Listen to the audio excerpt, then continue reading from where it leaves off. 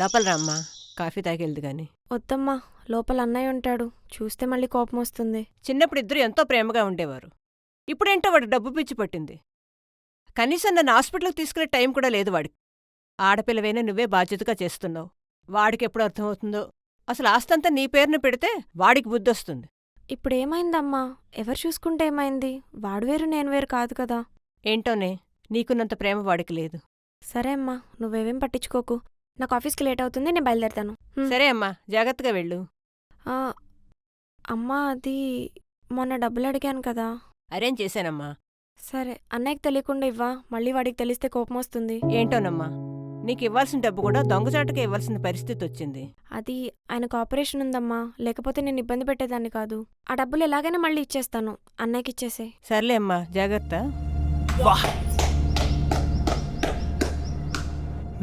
తల్లి కూతుళ్ళు రోడ్డు మీద ఏం డ్రామాలు ఆడుతున్నారే.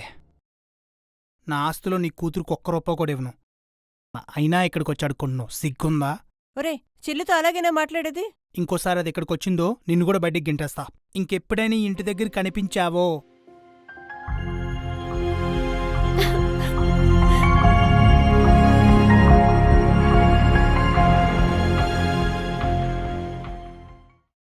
మావయ్య చెప్పండి. రేపు ఆస్తి పంపకాలు పెట్టుకుంటున్నానయ్యా. నా కొడుకు పేరు మీద ఉన్నదంతా రాసేద్దాం అనుకుంటున్నాను. అదేం మావయ్య, మీ కూతురు పేరు మీద కొంచెం ఆస్తి రాసిస్తా అన్నారు. అదేదో ల్యాండ్ ఉందన్నారు. ఆ ల్యాండ్ ఇస్తే బిజినెస్ పెట్టుకుందాం అనుకున్నా. మీ కూతురు పేరు మీద ఒక్క రూపాయి కూడా ఎవరా?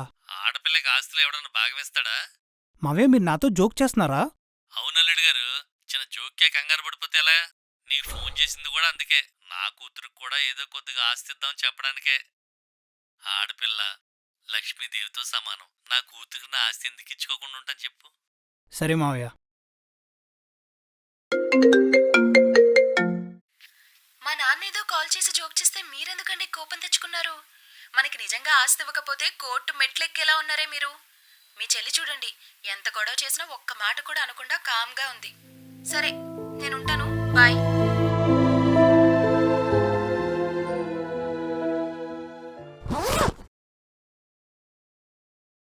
సరే అమ్మా, ఎలాగైనా మళ్ళీ ఇచ్చేస్తాను. అలాగే. ఆ, అల్లుడు జాగ్రత్త అమ్మా. అలాగే అమ్మా. ఈ టైంలో వచ్చాడేంటీడు? సరే పద. ఒక్క నిమిషం.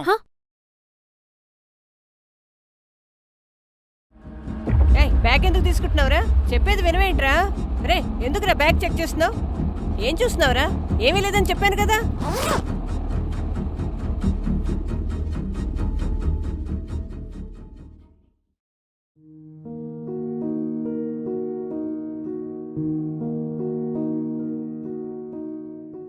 అవి ఆయన ఆపరేషన్ కోసం తీసుకున్నాన్రా. మళ్ళీ తిరిగిచ్చేస్తాను. నాకు ప్రాపర్టీ నుంచి ఒక్క రూపాయి కూడా వద్దు. ఆయన కోర్టులో కేసు పెడదామన్నా ప్రాపర్టీ మొత్తం మా అన్నయ్యదే, నాకు ఏమొద్దని చెప్పేశాను. నీ నుంచి కోరుకునేది ఒకటేరా, ఎప్పుడైనా ఇంటికొస్తే నాతో ప్రేమగా ఉండరా. అదే నువ్వు నాకు ఇచ్చే ఆస్తి.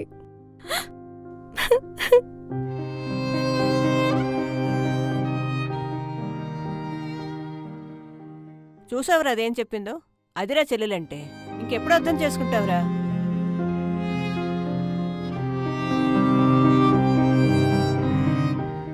ఆస్తిలోంచి ఒక్క రూపాయి కూడా ఇవ్వనన్నా. అయినా ఇక్కడికి వచ్చి అడుక్కుంటున్నావు, సిగ్గుందా? మీ కూతురు పేరు మీద ఒక్క రూపాయి కూడా ఎవరా? మీ చెల్లి చూడండి, ఎంత గొడవ చేసిన ఒక్క మాట కూడా అనకుండా కామ్గా ఉంది. ఎప్పుడైనా ఇంటికొస్తే నాతో ప్రేమగా ఉండరా. ఇన్నాళ్ళు డబ్బు మీద పిచ్చితో నిన్ను చెల్లిని చాలా బాధ పెట్టానమ్మా. నన్ను క్షమించండి.